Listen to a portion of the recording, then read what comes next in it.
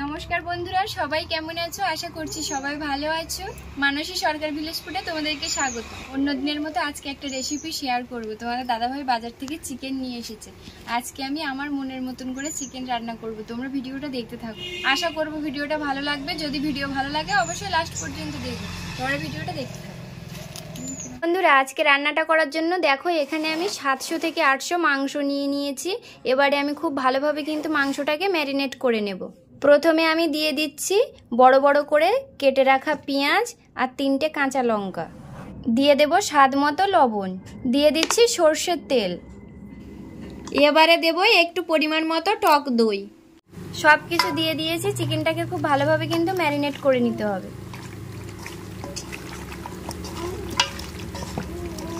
এখানে কড়াই বসিয়ে দিয়ে কড়াই গরম করে নিয়েছি। কড়াইয়ের মধ্যে পরিমাণ মতো সর্ষের তেল দেব। তেলের মধ্যে সামান্য লবণ, সামান্য হলুদ দিয়ে আলুগুলিকে লাল লাল করে ভেজে নেব।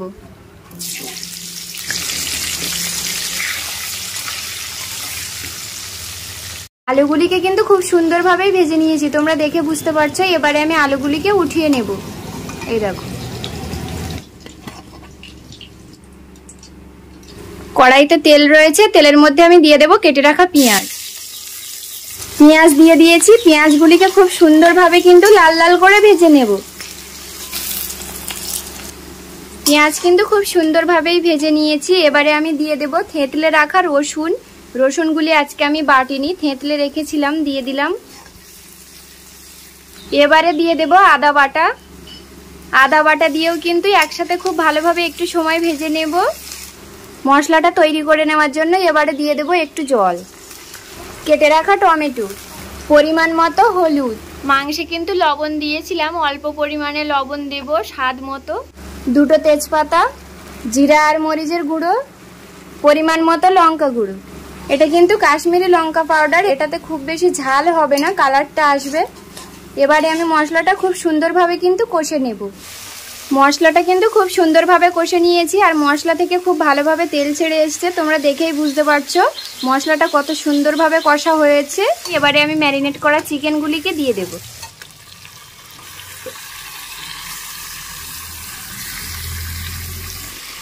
চিকেনগুলি দিয়ে দিয়েছি। এবারে 2-3 মিনিট গ্যাসের ফ্লেমটা বাড়িয়ে দিয়ে কিন্তু খুব ভালোভাবে নাড়াচাড়া করে নেব।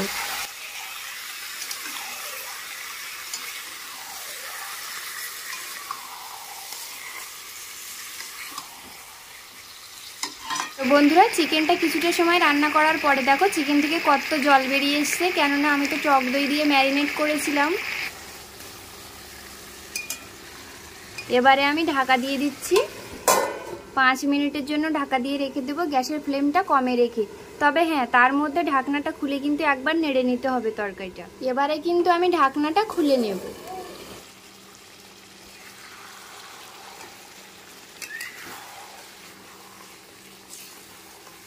যতক্ষণ না চিকেন থেকে তেল ছেড়ে আসবে ততক্ষণ কিন্তু আমাদেরকে চিকেনটা খুব ভালোভাবে কষে নিতে হবে। তো চলো বন্ধুরা, এবারে চিকেনটাকে খুব ভালোভাবে কষে নেব আমি। তো বন্ধুরা, চিকেন কিন্তু খুব সুন্দরভাবে কষে নিয়েছি। এবারে আমি ভেজে রাখা আলুগুলিকে দিয়ে দেব। ভেজে রাখা আলু দিয়ে একটু নাড়াচাড়া করে নেব 1 মিনিট মতো। ভেজে রাখা আলু দিয়ে কিন্তু একটু কষে নিয়েছি। এবারে আমি পরিমাণ মতো জল দেব, তবে জলটা সামান্য একটু উষ্ণ গরম করেই আমি দেব। পরিমাণ মতো জল দিয়ে দিয়েছি। এবারে গ্যাসের ফ্লেমটা কমে রেখে 10 মিনিট ঢাকা দিয়ে রেখে দেব। এবারে আমি ঢাকনাটা খুলে নিচ্ছি আর ঢাকনা খুলে গরম মশলা বাটা দিলেই কিন্তু তরকারিটা পুরো রেডি হয়ে যাবে। আলু কতটা সিদ্ধ হয়েছে তোমাদেরকে একবার দেখাই। এই যে দেখো বন্ধুরা, আলু কিন্তু পুরো গলে গেছে। এমনভাবে জল দিয়েছি ফুটে কিন্তু তরকারিটা পুরো মাখো মাখো হয়ে এসছে। দেখো, তোমরা দেখেই বুঝতে পারছো যে তরকারিটার ঝোল কিন্তু খুব একটা বেশি নেই, অল্প পরিমাণে ঝোল রয়েছে। এবারে আমি গরম মশলা বাটা দিয়ে দেব। দিয়ে দিচ্ছি গরম মশলা বাটা। গরম মশলা বাটা দিয়ে আরো 1 মিনিট কিন্তু তরকারিটা রান্না করে নেব।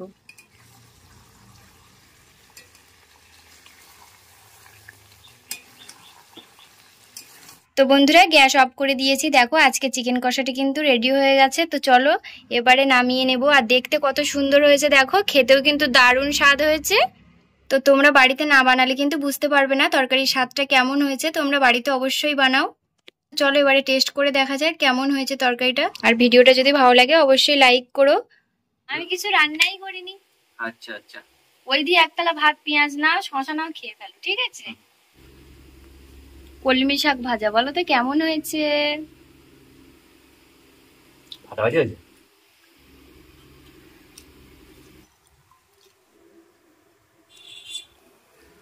ওয়াও, তরকারি কালারটা তো আজকে হেভি লাগছে।